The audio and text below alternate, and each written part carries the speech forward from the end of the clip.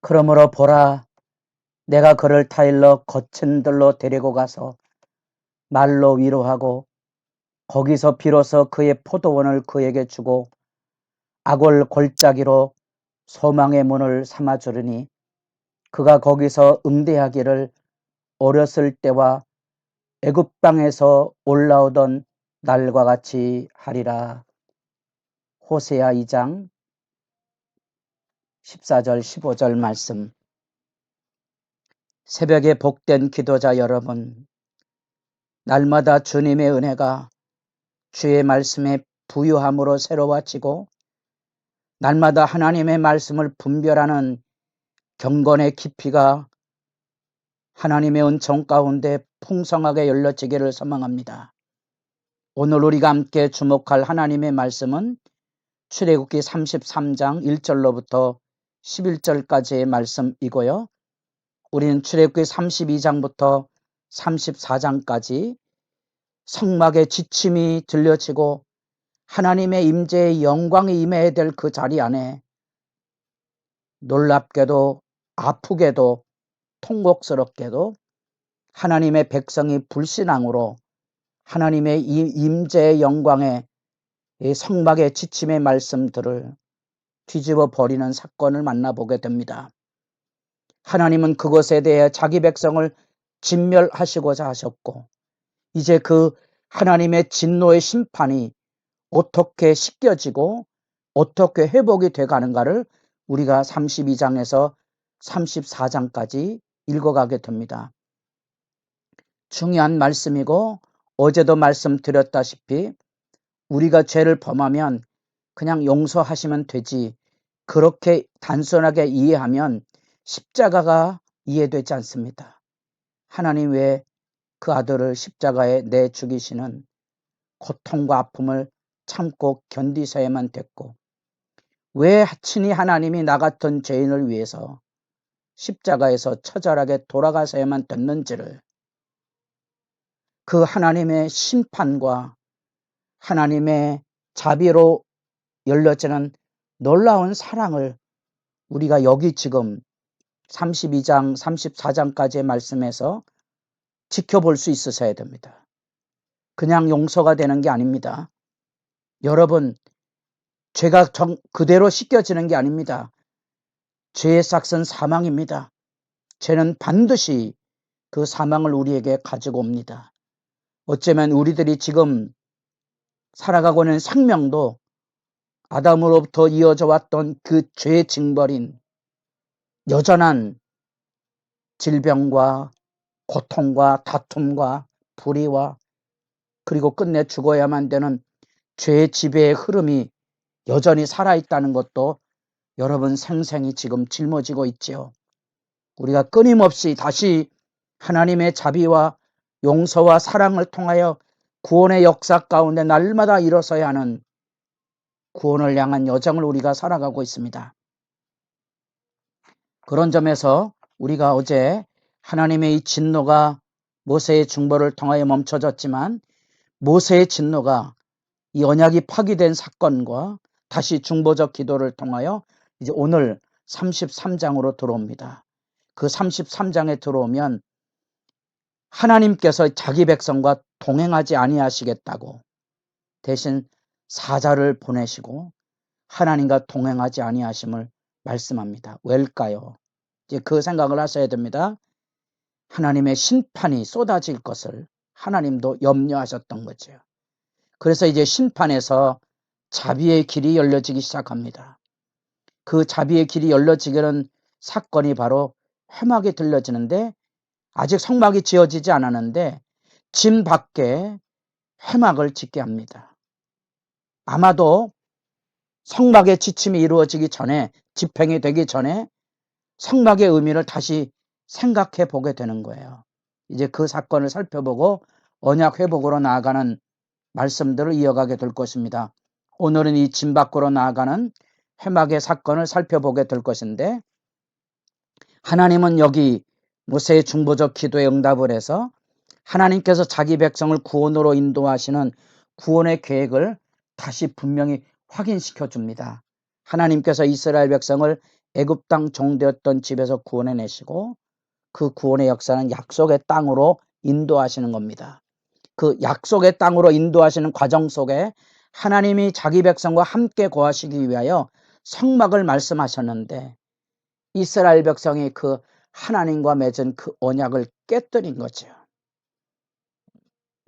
그래서 동행하시겠다고 성막을 그들에게 지었던 이 일들이 이제 파기된 겁니다.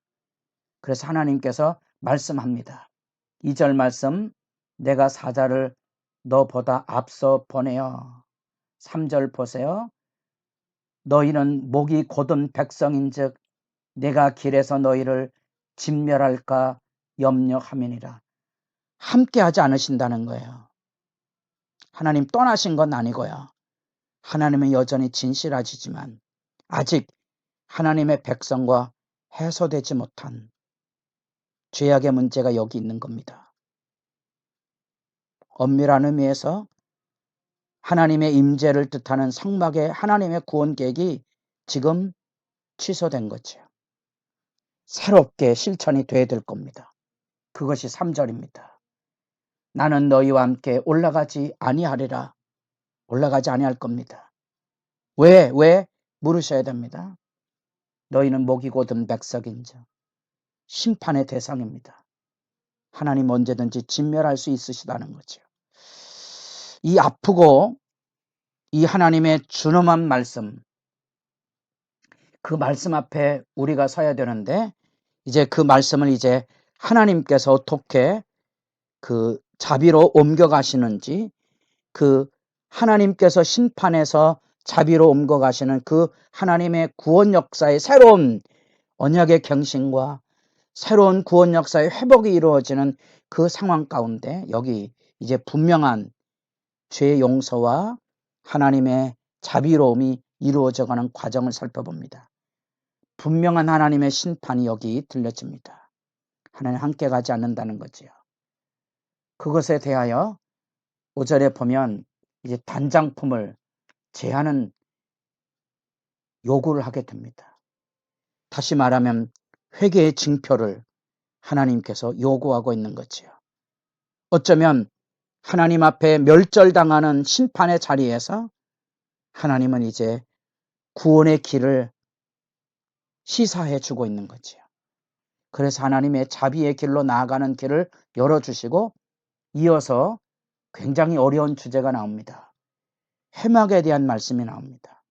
아직 성막이 짓지 않았는데 그래서 학자들 간에 많은 논쟁들이 있습니다. 이것은 가설물일까? 또 다른 성막에 대한 얘기일까? 여러분 이런 생각을 하셔야 됩니다. 성막 짓는 것은 35장부터 다시 시작이 됩니다. 그럼 이 회막은 일종의 상징적인 성막이라고 보시면 될 겁니다. 왜냐하면 5절에 보면 다시 너희들의 장신구를 다 떼어내는 회개의 징표를 하나님께서 가르치시고 7절 말씀 보겠습니다.